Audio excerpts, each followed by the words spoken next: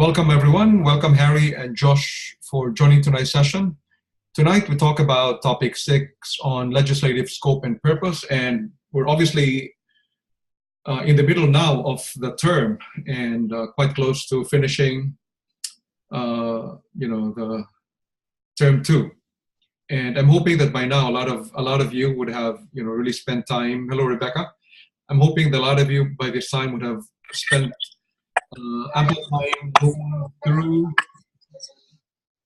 the learning resources, because we do have a midterm assessment that will be due in a few weeks, in about 2 weeks. So if I'm not mistaken, the questions for the midterm assessment will be released on the 29th of August, which is next week, or Wednesday. Welcome as well, Clint, for joining. So tonight's topic is quite important, especially in the context of the idea of the principle of legality, because you will remember that as far as the executive is concerned, the executive has actually 3 sources of power. One is the part of the executive on the basis of the Constitution, which under Section 61 provides that the parts of the executive are with the Governor General in council. And so therefore there is a constitutional basis for the power of the executive. And when we speak of the executive, we're not just talking of the executive as in the Prime Minister and the Cabinet, but everybody else who belongs to that branch of the government, which isn't the legislature or which isn't the judiciary. And so we have the constitutional basis for the powers of the executive. At the same time, we said that in some countries, such as New Zealand and the UK, because they don't have any constitution, we have to ask, where does the power of the executive in these jurisdictions come from? Because there is no constitution. It has to come from somewhere. And we know that the courts recognize that the executive does have inherent powers, which are oftentimes called prerogative powers, because otherwise there will be no executive that could function in the absence of a constitution. And so there are implied powers in the executive. And thirdly, we know as well that the parliament, in fact, often delegates some of its powers to the executive. And these are typically, therefore, the executive can actually pass regulations or particular rules that are compulsory for the rest of the population, and these are known as subordinate legislation. And so, going back to the idea of the principle of legality, the idea we have is that for as long as the exercise of the powers of the executive do not infringe or impact upon the rights, the interests, or the legitimate expectations of the citizen, you really do not require any positive law. There is no requirement for a positive law or a statute that authorizes the executive to act in any way, given the fact that, as we said, the executive has powers of its own, whether coming from the Constitution or coming from its implied powers, such as the prerogative powers. But in those instances when the actions of the executive can infringe upon the rights, interests, or legitimate expectations of the citizens, we know based on the principle of legality that there is a requirement for a statutory authorization for the executive to do this. And so when you look at topic 6, therefore, we're looking at an instance when the executive is likely to be acting or making a decision that impacts on the rights of the citizens. And knowing, therefore, that the actions of the executive have an impact on the citizens, to what extent can the executive act? So, for example, if the legislature, for example, in the statute, which provides statutory authorization to the executive, if it provides abundant scope for the executive to act, such as it gives the executive broad powers or broad authorization, does it mean that the powers of the executive are unlimited and therefore it can do what it likes? So in other words, is there a scope for blanket authority coming from Parliament for the executive to act in any way?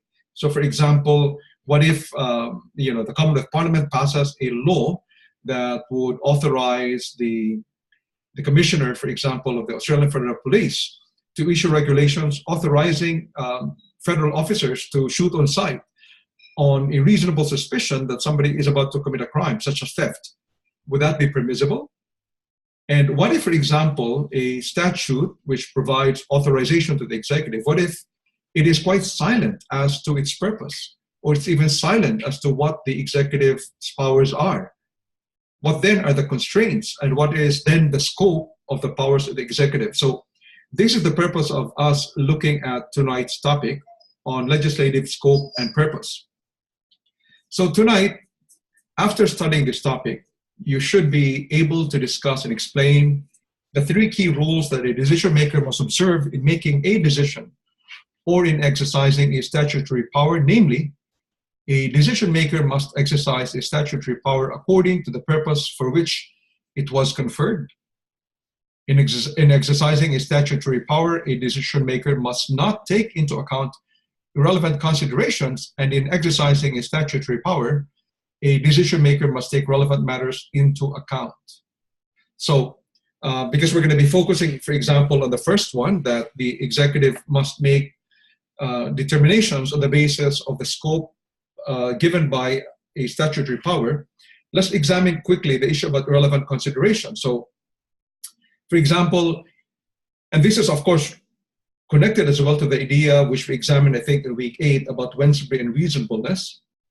And let's assume that that an executive, and this is something I'd like you to think about, let's assume that an executive is empowered by a statute to hire employees according to what the executive deems best, or according, and the executive is given wide discretion under that statute. And let's say that the purpose of the hiring might be in the federal police. And let's assume that the Commissioner of the Federal Police or of the Australian Federal Police determines that one of the requirements is that somebody mustn't have hair that is orange in color. Would that be permissible, given the fact that the statute clearly and expressly provides that the executive has the power to make any hiring according to any manner that he deems fit? Would it be then permissible, given the broad powers, for example, in the statute that he gave, would it then be permissible for the executive to impose as a hiring requirement that somebody cannot be hired if a person has orange hair, or a person has pimples, or a person has a tattoo on his knee or ankle or whatever? And in relation to the third point on the requirement that when a decision maker exercises a statutory power, he must take relevant matters into account. And what if a particular statute indicates that, for example, when it comes to immigration issues, there are probably about 40 or even 50 factors that a visa officer is required to take into account in determining whether a visa should be issued? Will it have to mean that a decision maker must ensure, or the visa officer in that instance, must make sure that he or she examines every single factor stated in the law? And so this is why this particular topic is important. Now, before I proceed with us going through 4 discussion questions which I have prepared tonight, would there be any question coming from any of you? Questions or comments? None? Okay. So feel free to raise your hand or feel free to unmute yourself, because I've obviously muted everyone because I don't want any background noise to interfere with the discussion. So feel free to raise your hand or write something in the chat box, or to unmute yourself if you want to say something. Now, as we've always done, before we start discussing the discussion questions, we find some time to go through quiz 5. And I have noticed that since about 2 quizzes ago, students now have started delaying, answering the quiz, which is good. So a lot of them now answer the quizzes after they've hopefully reviewed the tutorial, because as we said, it is in these tutorials that you have a basic, you're in a better position to actually answer the quiz. And if you actually just listen to the tutorial, chances are you will get the quiz correctly. So let's just go quickly through the quiz. I will not provide an answer, obviously, but I'm just going to highlight a few points which will help you in coming up with the correct answer for the quiz. Can I have someone to volunteer in reading the text for quiz 5 for us? Can I get a volunteer? Yeah, hello? Yeah, Clint? Yeah, I'll read this. Very good.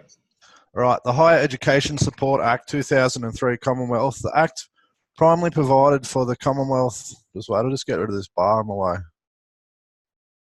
Take your time. Support Act 2003 Commonwealth. The Act primarily provides for the Commonwealth to give financial support for higher education and certain vocational education and training through grants and other payments made, largely to higher education providers in order to support the distinctive purposes of universities, such as the education of persons, enabling them to take a leadership role in the intellectual, cultural, economic and social development of their communities, and the creation and advancement of knowledge. Under the Act, the Minister of Education may, at his discretion, impose guidelines as he sees fit in the pursuit and implementation of the objects of the Act. Concerned about the research and reports published by some Australian university academics that put countries such as China in a very bad light, the Minister, contrary to authorised purpose under the Act, issues guidelines that university funding under the Act may be reduced when research and reports tend to or had the prospect of damaging international relations with... Can we scroll down a bit? Sorry. Okay, so I didn't realize you have a hard time reading it. Give me a second. I'm just going to have to make this font smaller. Okay, there. Is that better? Yeah. Okay, thank you. The Act may be reduced when research and reports tend to or have had the prospect of damaging international relations with another state. The Deputy Vice-Chancellor of an Australian university has come to you, a solicitor, for advice. Okay, thank you. Thank you, Clint. So let me just point out a few things, and like what I have done starting about 2 or 3 tutorials ago, I will try to address the discussion questions, including the quiz, by going through the IRAC format. I'm doing this because when you do the midterm assessment, as well as when you do the final assessment, you are expected to provide your answer according to the IRAC format, meaning you need to be able to identify the legal issue involved, because identifying the legal issue is crucial, because by identifying the legal issue, you can then determine what the relevant legal rules are. So when you speak about the legal issue actually determines what type of answer you will give. So if you fail to identify the proper legal issue, you're likely going to provide the wrong legal advice or come up with the wrong answer. And the legal advice, the legal issue therefore delimits the particular rules that you will then be able to state. So remember, the IRAC format means identify the legal issue, state the rules. So the rules that you identify are limited to what the legal issue is. So in other words, if a legal rule has nothing to do or is irrelevant to the legal issue, it should not be there. Okay, so the legal issue is crucial. So for example, just a very specific example, if the question is whether or not somebody actually committed rape, okay, and this is an example in criminal law, for example. And so the legal issue really when it comes to rape is whether or not force was used in perpetrating a sexual act against another person. And if that is the legal issue, you cannot say that's a rule that, you know,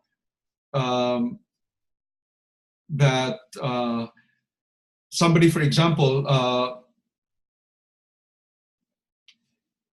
may no longer be in a position to perpetrate the act because of impotence. Okay, because in that case, impotence has really nothing to do whether or not there was force involved in committing a sexual act. So let me repeat that. So if you were to have an example of, you know, the commission of a rape, and the legal issue really is whether or not rape had been committed because there was lack of consent, or it wasn't a consensual act, or because force had been used in perpetrating the sexual act. The question of the potential offender being impotent has no relevance to the legal issue. So it shouldn't be part of the rules that you then state in relation to answering a case-type problem. So going back to the IRAC format, the rule that I would expect you to follow, and which is quite common among law schools, is that you need to follow the IRAC format, identify the legal issue, because the legal issue will then help you determine what the answer should be, or whatever the legal advice should be given. Secondly, given the legal issue, you are then able to identify the relevant rules, which again, as we said, are determined by the legal issue. And having identified and stated the legal rules, you then apply the rules to the facts. And in doing so, when you apply the rules to the facts, you then do an analysis. So if you apply the rules to the facts, what then happens? What is then the legal conclusion that arises? So you end up with a conclusion. So you either have the IRAC format where issue is identified, then you state the rules, and then you apply the rules to the facts, and then come up with a conclusion. Or in some cases, what others do is what others call it the CIRAC format, where you make a short conclusion, a single statement saying that the actions, for example, of the executive are invalid because they do not, because they are not authorized by the statute. So that is a short answer, and then you proceed with the issue, rules, application, and conclusion. So that's what we will do tonight, just to give you a chance to feel what it is, what the process ought to be if you follow the IRAC or the CIRAC format. So looking at the law, we notice that this particular law says that the purpose of the act is to give financial support for higher education, and it is to support the distinctive purposes of universities, such as the education of persons and so on. Okay, so we know that that is the purpose of the statute. Now, we also know from the facts that the statute itself has given the minister huge discretion to impose guidelines as he sees fit. So, because the statute itself has given, the Minister of Education ample and even abundant and almost unlimited discretion, does it actually mean that the minister can come up with any guidelines that he likes, even if those guidelines may have little to do with what is stated as the purpose of the statute, which we said has to do with the purpose of universities being to educate persons and enabling them to take leadership roles? So I've already flagged those two things. At the same time, we are aware that when the minister issued guidelines, he issued guidelines that Australian universities that put countries such as China in a bad light would have reduced funding. Okay? Now, I want to flag for your attention already that the purpose of the minister appears to be contrary to the authorized purpose under the Act. In fact, I stated it there clearly. So the purpose of the minister in saying that academics who engage in research or publish reports that seem to be detrimental to China will have their funding reduced. And I already stated there that that particular guideline of the minister is contrary to the authorized purpose under the Act. Okay, so I made that clear. So the legal issue really for us is, given the broad power, given the broad discretion that the statute has given the minister to impose guidelines as he sees fit, is it legally permissible for the minister to come up or to impose guidelines that are contrary to the authorized purpose under the Act? So that is the legal issue. So let me repeat that. Given that the Act has given the minister broad discretion to impose guidelines as he sees fit, would it then be legally permissible for the minister to impose guidelines that in fact are contrary to the authorized purpose under the Act? And remember, the reason why we say that the purpose of guideline of the minister is contrary to the authorized purpose under the Act is because under the Act, the purpose of the financial support is to enable the proper education of persons and providing them leadership roles. But what the minister has done is to come up with another guideline, which is really to make sure that China doesn't get upset by reports and research conducted by academics, which is not within the authorized purpose. So that is the legal issue. So that being the legal issue, which of the following statements is the most correct? Can I get somebody to read the possible answers for us? I can read. Yes, Karina. Thank you, Karina. Hi. Okay. Do you want me to read the instructions too? Yes, please. Okay. The instructions: do not read the Higher Education Support Act 2003 Commonwealth, and limit yourself to the above facts and the relevant administrative law statutes and legal principles. Which of the following statement is the most correct? The solicitor should advise the university against application for judicial review concerning the minister's guidelines since the university has no legal standing. Solicitor should advise the university against application for judicial review since the minister's exercise of discretion under the above facts is non-justiciable. The solicitor should advise the university to apply for judicial review since the minister has exercised his power under the Act for an unauthorized purpose. The solicitor should advise the university against applying for judicial review since the minister has exercised his power under the Act for the authorized purpose. The solicitor should advise the university against applying for judicial review since the exercise of his discretion is beyond the scope of judicial review. Thank you, Karina. I'm not going to provide the answer, but what I will do is to provide hints, which, should I do that? I probably will, just to help you out. I'm not going to provide the answer, but... Yes, Josh. Is it okay if we have a discussion rather than just be provided with hints? Would that be okay? Yeah, sure. Yeah. My apologies. I'm just trying to at the same time. I just wanted to start at the bottom. Judicial review, because he's a minister, he would be subject to a judicial review. So we could wipe that one out, I'm presuming. Okay, hang on. But the other point, it's not just a question of him being a minister. The other point here is since the exercise of his discretion, it's not just about him being a minister, it is the exercise of discretion, which seems to be beyond the scope of judicial review. But you are correct. Of course, if he acts unlawfully or if he acts contrary to law, that is always within the scope of judicial review. You're correct. Okay, awesome. And then you highlighted before, so the second last one, the authorized purpose. Mm-hmm. It was actually an unauthorized purpose according to very good earlier. Was that correct? Yes, because it is in the facts. He actually did something which was contrary to the act. So then that would technically wipe that one out. That would also wipe that out, yeah. Yeah.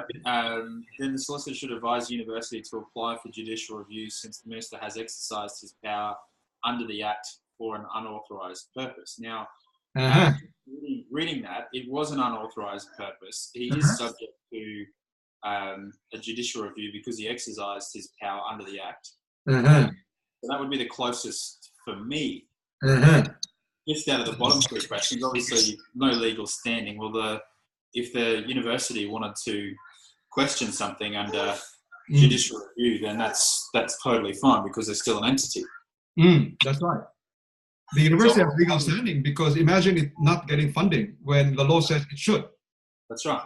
And then the second one, I'm just trying to rule that one out, but revise judicial review. It's non-justiciable. It would be justiciable though, because his discretion under the above facts, that I would have thought it would be justiciable. That's right. So when it comes to justiciability, I've got my dog trying to bite an insect here. So when it comes to justiciability, when you say that an issue is non-justiciable, what it essentially means is that it is not something that is apt for the courts to review because it involves a political question.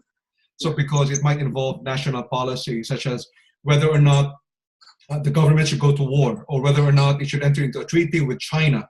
That is a political question. Whether or not funding should be given to the poor and there should be tax cuts to the rich. These are political questions which ultimately is determined by people who are elected. And the other aspect about non-justiciability is that it doesn't really involve a legal question because it involves matters of national policy. Here, if we say that the question of the actions of the minister are whether or not they are legal or not, that is certainly a justiciable question because that is what courts do. So you are correct. I'm not providing the answer though, Josh. You were just the one trying to knock off the answer. So thank you. Okay. So we're good with that? Yes, thank you. Very good. Okay, so we can move on. Well done. Okay, so let's go through the 4 discussion questions now. Can I get somebody to go through discussion question 1? As I said, what I will do is to suggest a legal issue.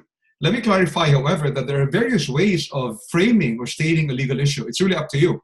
The important thing, though, is that you're actually able to identify the proper, correct, and thorough legal issue. And the way you frame it doesn't really matter to me for as long as we know what the legal issue is all about. Okay, can I get somebody to read discussion question 1 for us, please?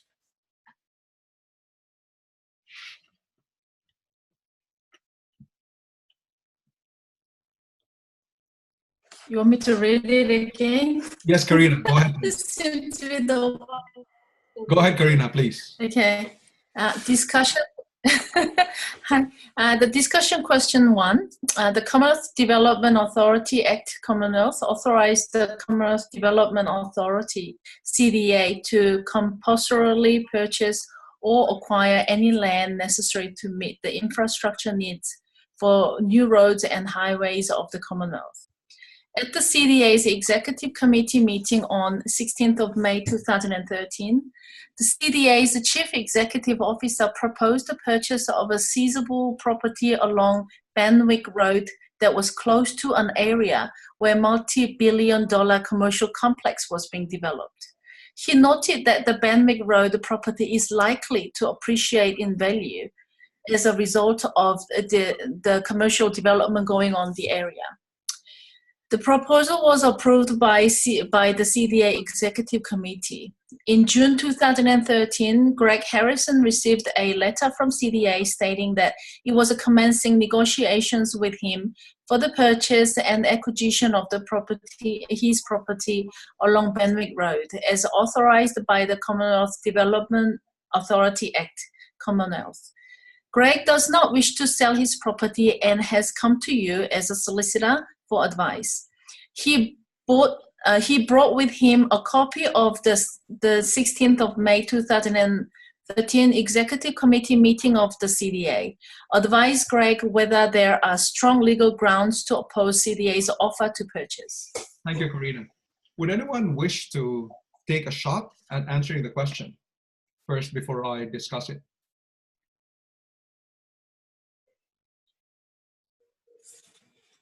One thing is unauthorized purpose. Mm-hmm. Okay. Yeah, that's the first thing come to my mind. Well, why do you think that's unauthorized? Because the purpose is to meet the infrastructure needs for the new road and highways of the Commonwealth. Yes. So it's not about the appreciating. It's not about the purpose. Is not about the investment and to appreciate in value, and it's about the needs for the new roads and highways. Because the reason for the commercial development in the area and the land value will increase. The Commonwealth Development Authority's function is not to make a good investment and make money out of it. Very good. It's about making meeting infrastructure needs. Yeah. It's just beyond the scope of the agency, I think. Very good. So Karina has highlighted for us the discrepancy between what the law desires and what the intentions of the CDA are, which is to get that property because it's hoping that the property will appreciate in value. The law says that any compulsory purchase or acquisition should be to meet the infrastructure needs for new roads and highways. It doesn't talk about investments or, as pointed out by Karina, it's not about trying to make money out of buying property. So given these facts, what then is the legal issue? What is the legal issue? Because once you've identified the legal issue, you then are supposed to state the rule and then apply the rule to the facts and then come up with a conclusion. So everything is quite logical if we follow the IRAC format. But let's begin with the legal issue, because we now have a sense of what the legal issue is. We know that there is a discrepancy between what the law authorizes and what the motivations are for the actions of the executive. So there is a discrepancy between the two. How then should we articulate or state the legal issue?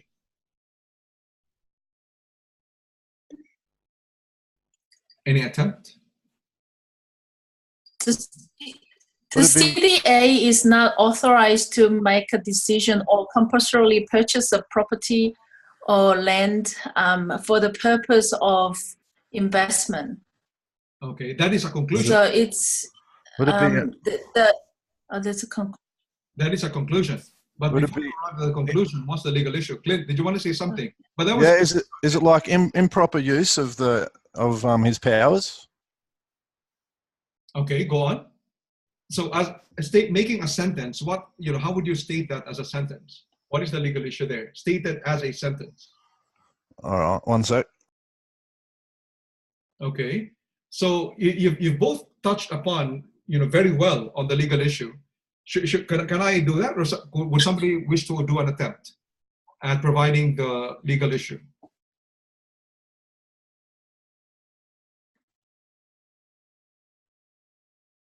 Okay, let me try identifying the legal issue. To me, the legal issue would be whether it is lawful for the CDA to acquire a property for investment purposes when such purposes would not be authorized by the enabling statute. So that's one way of articulating the legal issue, whether it is lawful for the CDA to acquire a property for investment purposes when such purposes would not be authorized by the enabling statute, or are not authorized when such purposes are not authorized by the enabling statute. So that's the legal issue. What do we know the rule to be? What is the rule? Do we remember what the rule is in relation to the legal issue? What is the legal rule?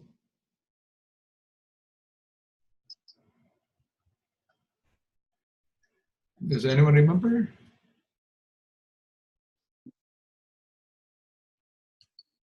So the rule is that when a person, yeah, go on. Oh, man. Yes. Yeah, well, he's got to exercise statutory power according to the purpose for which it was conferred.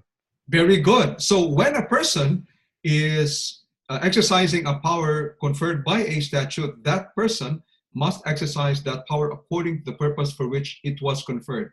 So that is the rule. Very good. Who said that? Was it Clint? Very good. So as a rule, a person or body exercising, a statutory power, that is a power conferred by statute, must exercise that power according to the purpose for which it was conferred. So if that is the rule, and when you apply the rule to the facts, what will you say? Applying the rule to the facts, what then? So you'd probably say that in this instance, we know under the facts that the CDA is exercising a power that is not according to the purpose for which it was conferred, because the power for which the power to acquire properties was conferred was meant to be for the compulsory purchase necessary to meet the infrastructure needs for new roads and highways, and yet the CDA is exercising its power to compulsorily purchase or acquire property for the purpose of investment, contrary to the purpose for which the power was conferred. This means, therefore, that the exercise of the powers of the CDA is contrary to the statute, to the statutory authorization. Considering that, and in conclusion, considering that the CDA is seeking to exercise a power that is not authorized or according to the statutory purpose, then the exercise of such a power would be invalid and unlawful. That would be the conclusion.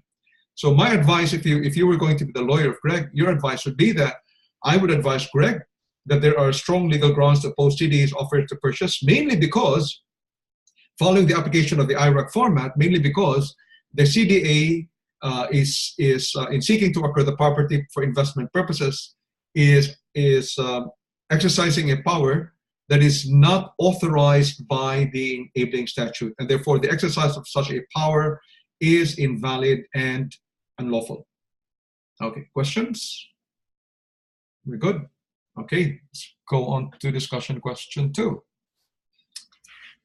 Okay, can I ask somebody to read discussion question 2?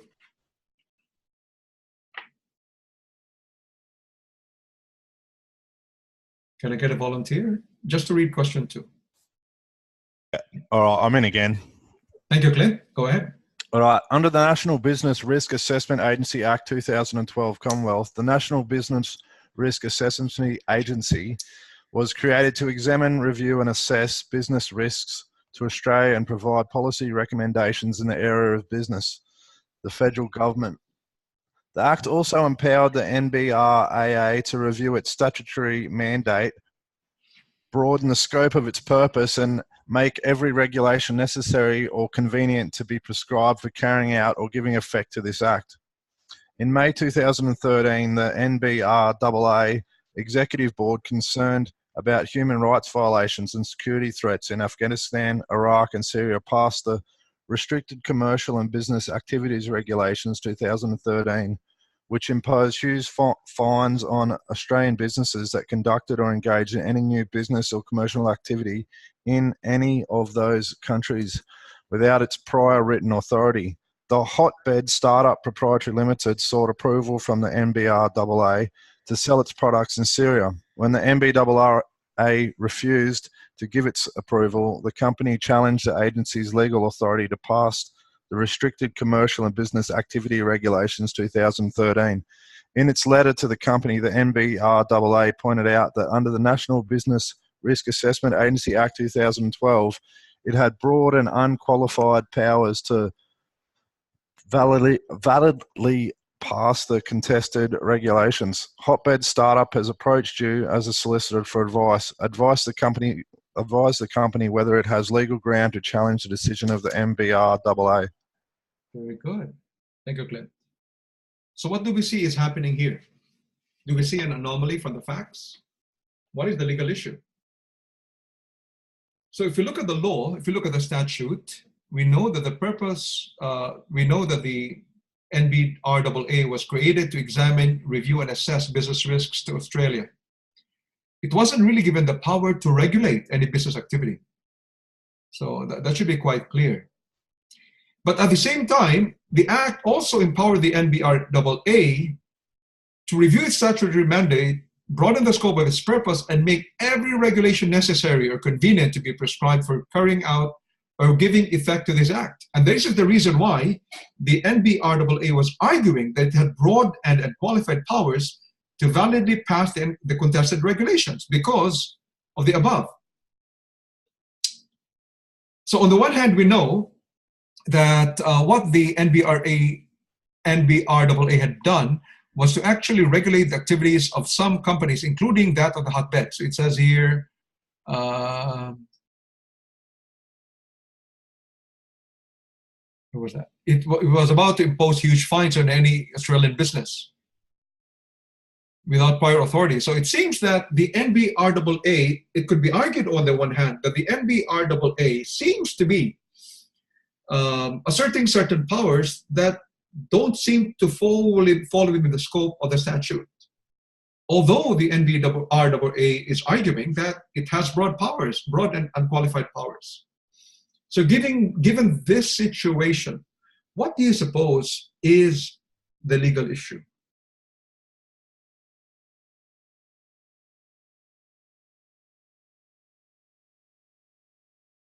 It's the, Go on, just try it. Go on, Clip. What is the legal issue here?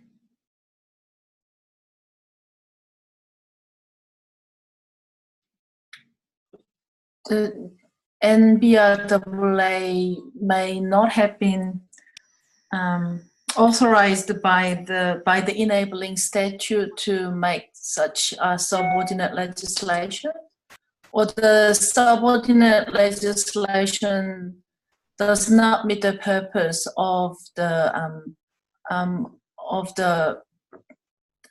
statute, the substantive statute that it's based on. You're getting close there, Karine. Sorry, I may be wrong. No, you're actually getting close, but you seem to have, you've made a factual observation, and you are arriving at the legal conclusion, which are fine. But for you to arrive at a conclusion, you must first identify the legal issue. So what's the legal issue here? On the one hand, we have a primary legislation, and we have a subordinate legislation in the form of regulations made by the NBRAA. And the subordinate legislation appears to be beyond that authorized by the primary legislation or the statute passed by the Commonwealth Parliament. So those are the two crucial facts there. What is the legal issue?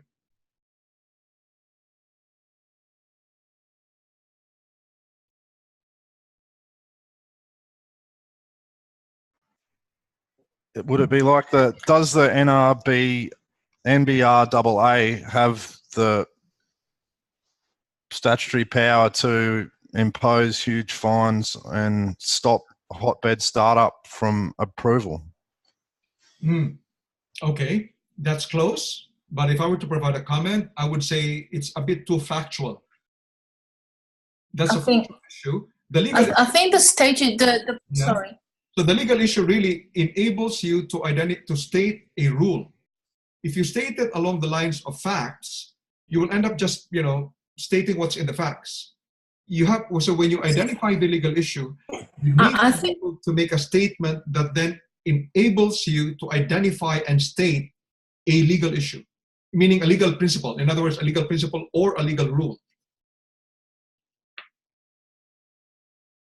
Another attempt? I think the issue is that they imposed a huge fine.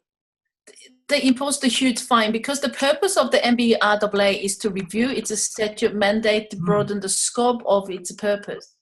So it doesn't, I don't think it's within the scope of their purpose to impose a huge fine. I think that's the legal issue. That's already a conclusion. That's already a conclusion. So therefore, what's the legal issue there? Okay, so the subordinate legislation may not meet the the purpose of the parent legislation. So if I were to make a suggestion, one way of probably saying it is whether or not it is legal or lawful for the NBRAA to pass a regulation that goes beyond the primary legislation or the statute. So if I were to simplify it, I would simply say the legal issue is whether the NBRAA, whether it is lawful for the NBRAA to create regulations, meaning subordinate legislation, that are beyond the scope of the authority of the primary legislation. What do you think of that kind of legal issue? It is a lot clearer, definitely clearer. Would that lead you to identify or to state a rule? If I state it that way. Ultravirus? Yes, go on. Yes, so the beauty of identifying the legal issue properly, so if you notice, the way I suggested the legal issue to be, it doesn't lead you to a factual answer, but it forces you to articulate the legal rule. So because, as I pointed out, the legal rule is whether it's lawful for the NBRAA to create regulations, that is subordinate legislation, that are beyond the scope of the authority of the primary legislation. That is the legal issue. What is the legal rule there? We know the legal rule, right? What is the legal rule? If that is the legal issue, what is the rule that you should be articulating? But it had every, sorry, to review its statutory mandate, broaden the scope of its purpose to make every regulation necessary or convenient to be prescribed. So it could create its own regulations or okay. powers. Very good. But the question, Josh, is, given the broad, provision in the Enabling Act, does it actually mean that the NBRAA has the power to create regulations that are beyond the scope of the authority of the primary legislation? Because if you look at the scope of the authority, the law simply says it has the power to create, it has the power to examine, review, and assess business risks to Australia. The law did not authorize the NBRAA to regulate business activities. So the question for us is, given that there is part of the provision says that the NBRAA has the power to make every regulation necessary or convenient, does that particular provision actually also authorize the NBRAA to expand its powers beyond what is stated in the law so that it can now regulate business activities? That is the legal issue. What is the rule?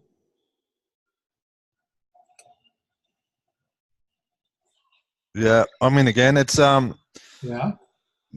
We must exercise the statutory power according to the purpose for which it is conferred. That's one. So that's one of the legal rules. So one of the legal rules, as correctly pointed out by Clint, or is that Clinton? Clint? Is that any statutory power must be exercised according to the statutory authority, that empowers it. That's one. But what is the second one? The second rule really is that any subordinate legislation must also abide by and be limited by the scope of the primary legislation. So any subordinate legislation that is contrary to the primary legislation is void and is ultra vires and void. So are we clear about those two rules? So the two rules are that if there is any statutory power that is exercised, then the exercise of that power must be according to the constraints and scope and limits of the statutory authorization. Any action that goes beyond the statutory authorization would be unlawful and invalid. The second rule is that any subordinate legislation must also be compliant with the primary legislation, because if the subordinate legislation, such as a regulation, is contrary to the scope of the authority of the primary legislation, that subordinate legislation would be invalid. So in the event of a clash between a subordinate legislation and the primary legislation, it is always the primary legislation that will prevail, mainly because the subordinate legislation derives its power or authority from the primary legislation. So in case of a contradiction between a subordinate legislation, meaning a regulation passed by the executive, and a statute passed by the Commonwealth Parliament, it is always the law passed by the Commonwealth Parliament that will prevail.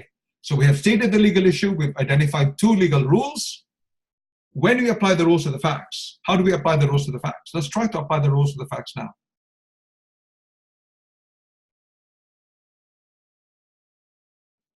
Can somebody try to do that?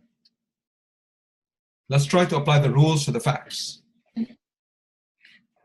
For NBRAA to make the subordinate legislation was contrary to the statutory authorization. Is that right? Go on. Authorization, yes. By yes, go on. And it does not meet the purpose. No, it does not meet the purpose of the primary legislation. Very good. Very good. And so in conclusion, what's your conclusion? If you were to provide legal advice as a lawyer to Hotbed Startup Proprietary Limited, what is your conclusion? What is your legal advice?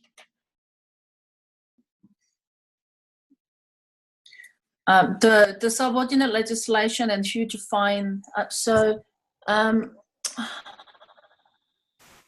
Remember, the question is, the task here is advise the company whether it has legal ground to challenge the decision of the NBR-AA. What advice would you give in the form of a conclusion? Yes, there is. Could you? Yes, there is, because sorry. Yeah.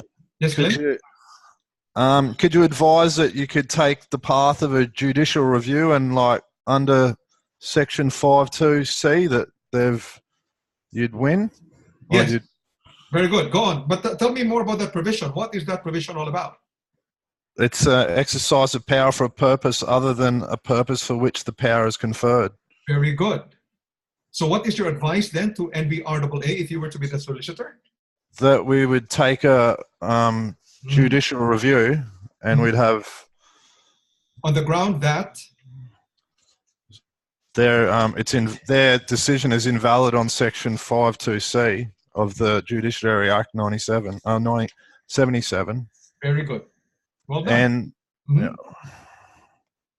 Yes. And what else? How about in terms of the contradiction between the subordinate legislation and the primary legislation? What is a statement you could make there as a conclusion?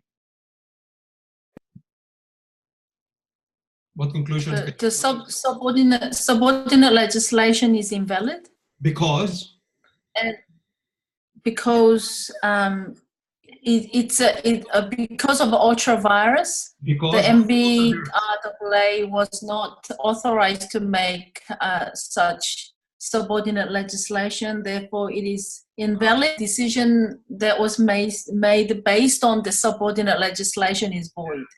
So the subordinate legislation contravened the authority of the prime legislation. Therefore, it is ultra-virus and invalid. Well done. Very good. Okay, now this is similar to discussion question 2 in the example I gave, because I just gave her an example where the regulation passed by the Director General is contrary to the statute itself. And we know the rule already that in the event the regulation is contrary to the statute, then it is the statute that would prevail. Okay, we have about 8 minutes to go. I have another question, and this relates to the topic C earlier, which I gave, where I asked, would there be a requirement for a visa officer to, assuming that in the example I gave in the introduction to this tutorial, I had asked a question of what if a visa officer is required by, for example, the Migration Act of 1967 Commonwealth to consider, let's say, 40 or 50 factors in examining a visa application. Is the visa officer required to actually examine every single one of those factors, assuming there are 50 or 60 of them, and actually say, okay, this is okay, this is not okay? And what happens if the visa officer only turns his attention to a few of them? Does it invalidate his decision? Okay, so this is an example of discussion question 4. Can I have somebody read discussion question 4 for us?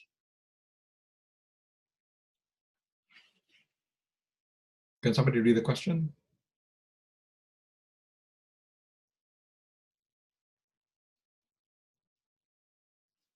You want me to read it again? I'll make it quick. Clip, okay.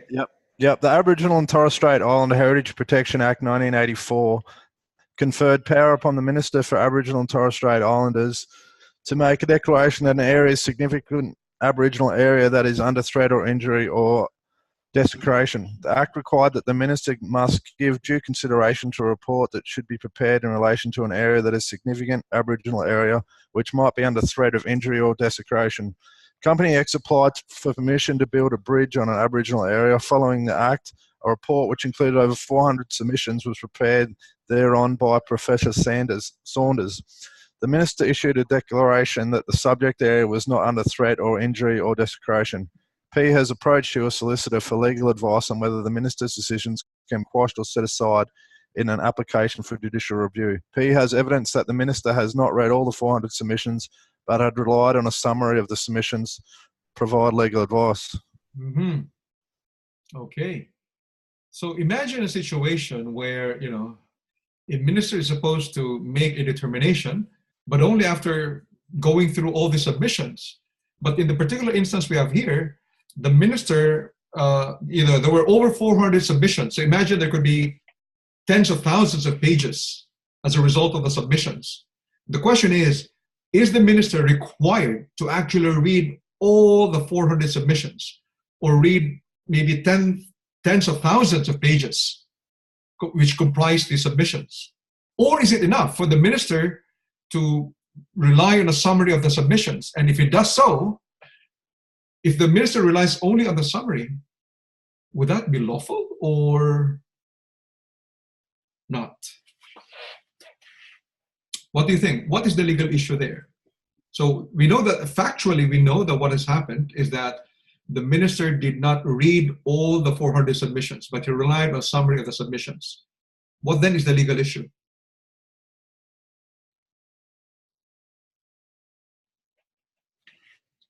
What do you think is the legal issue here? Would there be a legal issue, or would there be a question whether the minister gave due consideration to relevant facts or relevant consideration?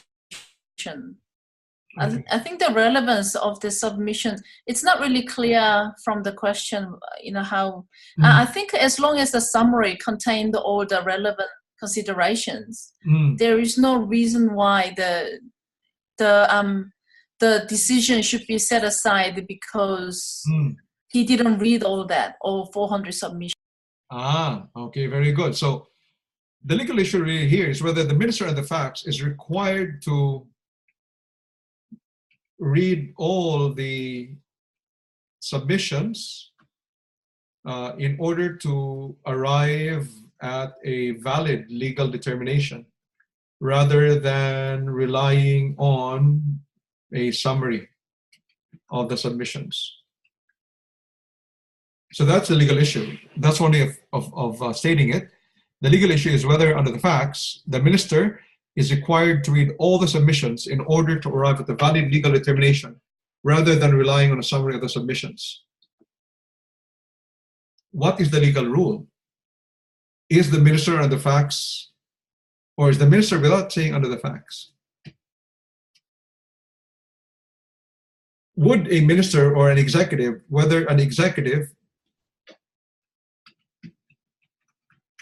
generally is required to read all submissions in order to arrive at a valid legal determination, rather than relying on a summary of submissions? So broadly speaking, what is the legal rule? Can an executive rely on a summary of submissions, or is an executive required to actually go through every single submission? I don't know what the legal rule is, but common sense would say if you're going to be spending 2 years reading submissions, that would be counterproductive, therefore counterintuitive. But that's just from the common view. I presume, though, that legally the legal requirement would follow at least some sort of common sense. I don't know where it's placed, though. I couldn't find the legal, let's just call it jargon, but I'm presuming. Yes. So you're correct there, Josh, in pointing out that common sense tells us that the executive cannot really be expected to go through every single detail of every submission, because that's going to be time consuming. Can you imagine how many of those would be? How would they be able to vote for the new Prime Minister tomorrow? Yeah, exactly, which is an exciting time for us in Australia. And there are two aspects to that. One is, there's the case of Sean Investments Proprietary Limited versus McKellar, where the federal court said that there is no requirement that, even assuming that there are factors that a statute says should be considered, there is no requirement that there has to be an exhaustive ticking off or a listing of all those matters, so that if one of those matters hasn't been considered, then that is a ground, therefore, to attack or impugn the executive decision. So that is what the court said in Sean Investments Proprietary Limited versus McKellar. That's one. There is a second reason, and the second reason we need to determine is that, as far as judicial review is concerned, judicial review is of very limited scope.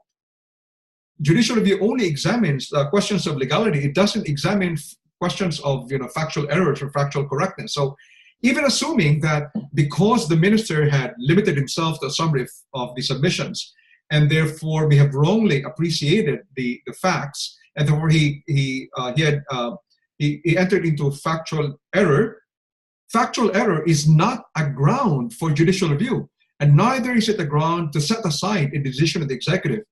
Mainly also because when courts undertake the power of judicial review, they are undertaking a supervisory role. Supervisory role only in the sense that they are making sure that the executive is complying with what is required by the law. It is not acting as an appellate body to examine both the decision of an executive, both on the basis of the facts and on the basis of the law, because it is beyond the scope of the judiciary to actually kind of control the determinations of the executive. So even if there were a factual error, even if there were a gross factual error on the part of the executive in arriving at a decision, that alone is not a ground for a decision to be set aside and for judicial review to be available. Okay, the only instance when you might say that there is ground for judicial review and there is ground to overturn the decision would be when there is really no evidence, which is not the same as there is some evidence, but the minister made a wrong decision. And it would also be wrong if, despite the evidence, there is a conclusion that it is so unreasonable that no reasonable authority could arrive at that decision. So that's called the Wensbury unreasonableness.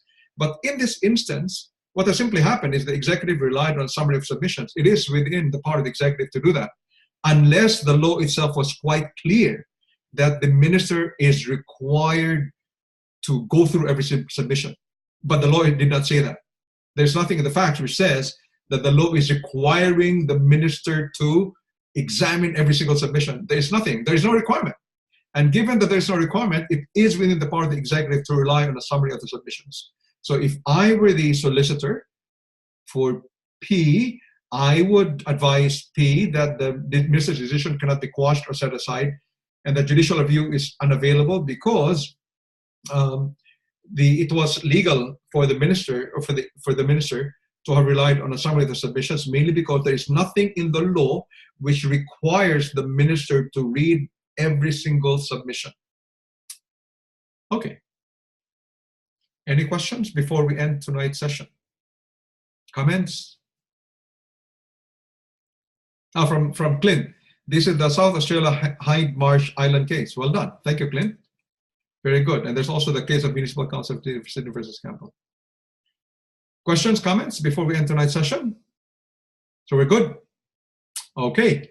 So thank you everyone for joining tonight's session. I love tonight's session because a lot of you participated.